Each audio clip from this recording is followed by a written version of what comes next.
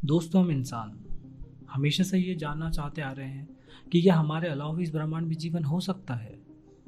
दोस्तों, हम इंसान बहुत लंबे अरसे से पूरे ब्रह्मांड में जीवन और जीवन जीने लायक जगह की खोज भी कर रहे हैं ताकि मानव तक अस्तित्व बना रहे, भले ही वह अन्य ग्रह या उपग्रह ही क्यों ना हो।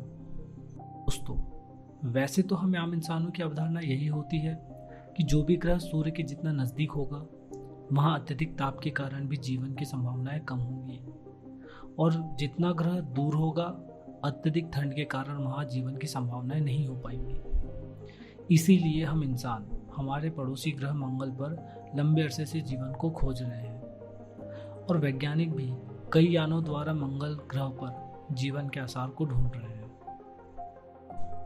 दोस्तों, बुध ग्रह के बाद शुक्र ग्रह ही सबसे सूर्य का नज़दीकी ग्रह है, और हाल ही में वैज्ञानिकों को शुक्र ग्रह के बादलों में जीवन के आसार भी दिखे हैं। तो दोस्तों, क्या जीवित जीव शुक्र ग्रह के बादलों में तैर रहे हैं? हाँ दोस्तों, ये वही है जो खगोलविद अब शुक्र ग्रह के वातावरण में एक गैस का पता लगाने के बाद विचार कर रहे हैं, और वह गैस है फॉस्फीन। एक फॉस्फोरस परमाणु और 3 हाइड्रोजन परमाणु से बना एक अणु।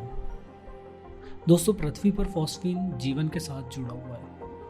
यह गैस या तो औद्योगिक रूप से बनाई जाती है या जानवरों जैसे कि पेंगुइन जैसे प्राणियों में रहने वाले रोगाणुओं या ऐसे वातावरण जहां ऑक्सीजन बहुत कम हो जैसे दलदल में पाए जाने वाले जीवाणु द्वारा बनती है।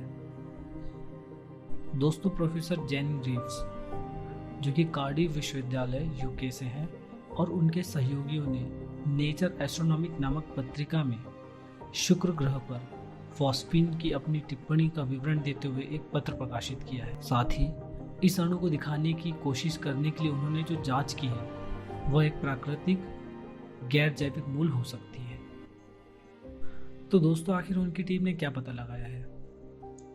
तो दोस्तों, प्रोफेसर ग्रीव्स की टीम ने पहली बार हवाई में जेम्स क्लर्क मैक्सवेल टेलीस्कोप का उपयोग करते हुए शुक्र पर फॉस्फीन की पहचान की, और फिर चिली में आटाकामा लार्ज मिलीमीटर सब मिलीमीटर एरे का उपयोग करके इसकी उपस्थिति की पुष्टि भी की।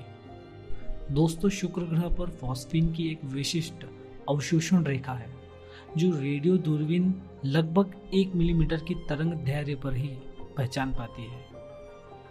लगभग 50 से 60 किलोमीटर की ऊंचाई पर ग्रह पर मध्य अक्षांशों के बीच पर गैस देखी जाती है।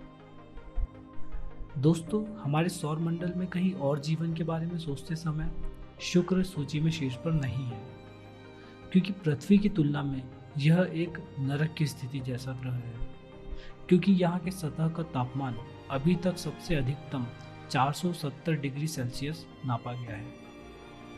लेकिन दोस्तों, शुक्र ग्रह पर जीवन इतना आसान भी नहीं है, क्योंकि शुक्र ग्रह पर बादल जो कि काफ़ी मोटे हैं और वे मुख्य रूप से सल्फ्यूरिक एसिड जो कि 75 से 95% से बने हुए हैं, जो कि सेल्यूलर संरचनाओं के लिए विनाशकारी है, जो पृथ्वी पर जीवित जीव बनाते हैं।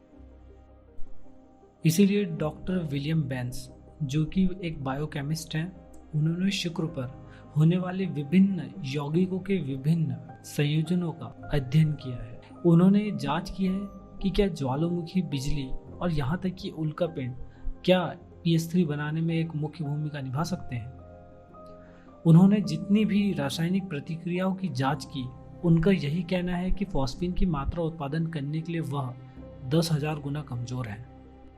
दोस्तों, सल्फ्यूरिक एसिड से बचे रहने के लिए डॉक्टर बेंस का मानना है कि एयरबॉर्न विंसियन रोगाणुओं को या तो कुछ अज्ञात मौलिक रूप से अलग जैव रसायन का उपयोग करना होगा या एक प्रकार का कवच विकसित करना होगा।